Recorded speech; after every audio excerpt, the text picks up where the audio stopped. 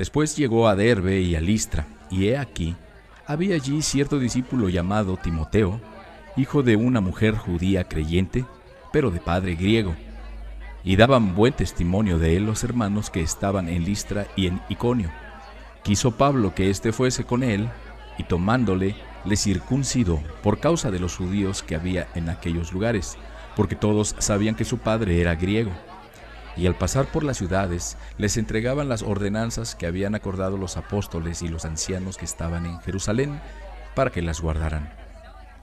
Así que las iglesias eran confirmadas en la fe y aumentaban en número cada día.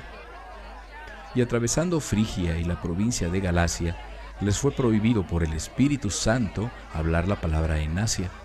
Y cuando llegaron a Misia, intentaron ir a Bitinia, pero el Espíritu no se los permitió. Y pasando junto a Misia, descendieron a Troas, y se le mostró a Pablo una visión de noche.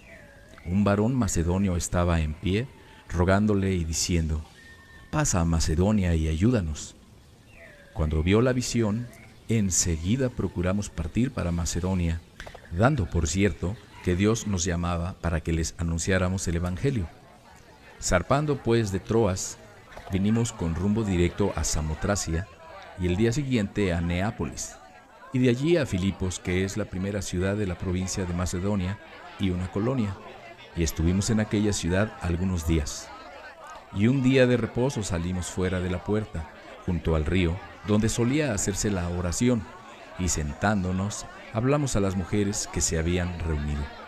Entonces una mujer llamada Lidia, vendedora de púrpura de la ciudad de Tiatira, que adoraba a Dios, estaba oyendo, y el Señor abrió el corazón de ella para que estuviera atenta a lo que Pablo decía. Y cuando fue bautizada y su familia, nos rogó diciendo: «Si han juzgado que yo sea fiel al Señor, entren en mi casa y posen», y nos obligó a quedarnos.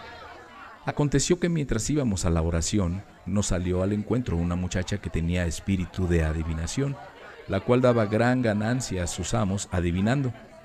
Esta, siguiendo a Pablo y a nosotros, daba voces diciendo: «Estos hombres son siervos del Dios Altísimo, quienes les anuncian el camino de salvación».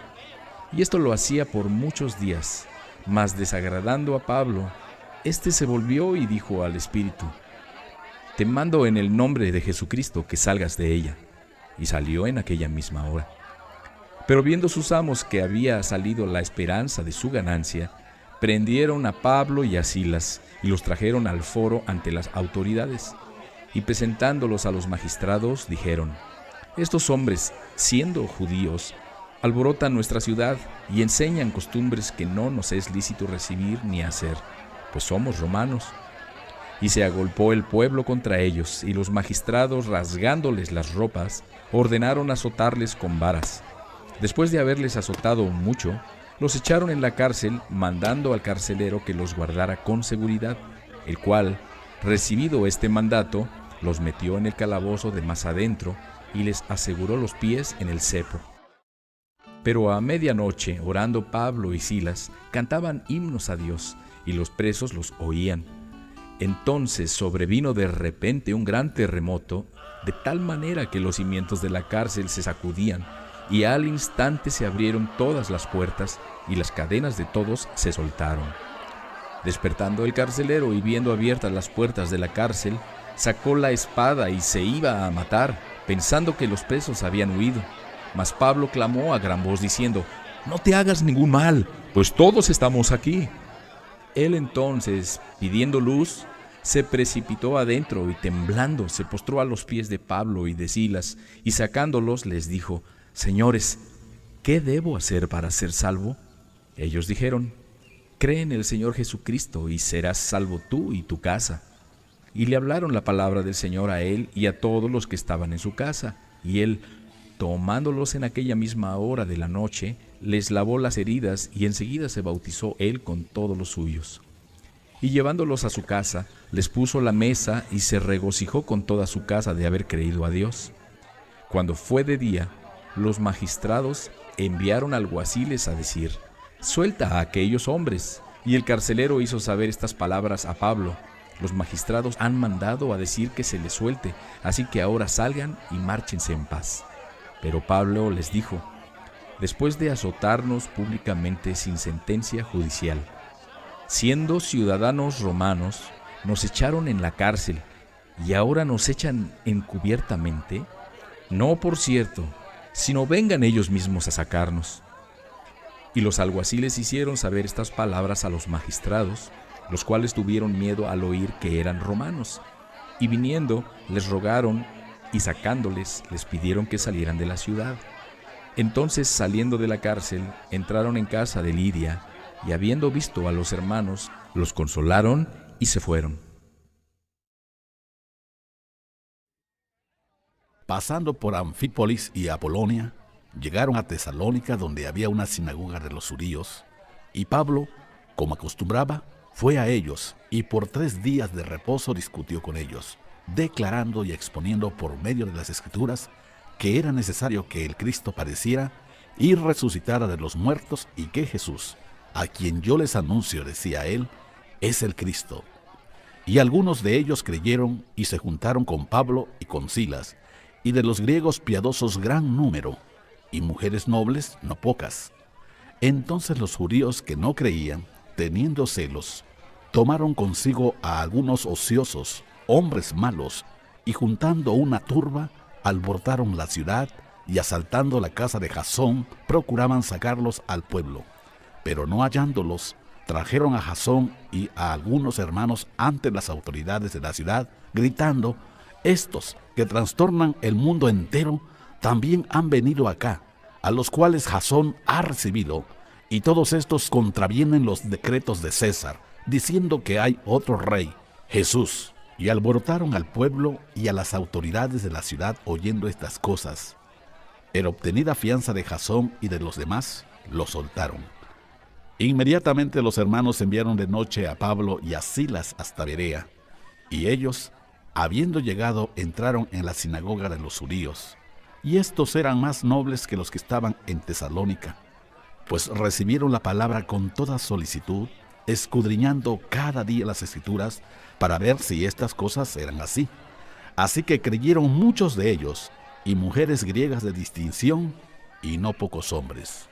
Cuando los judíos de Tesalónica supieron que también en Berea era anunciada la palabra de Dios por Pablo, fueron allá y también alborotaron a las multitudes. Pero inmediatamente los hermanos enviaron a Pablo para que fuera hacia el mar, y Silas y Timoteo se quedaron allí.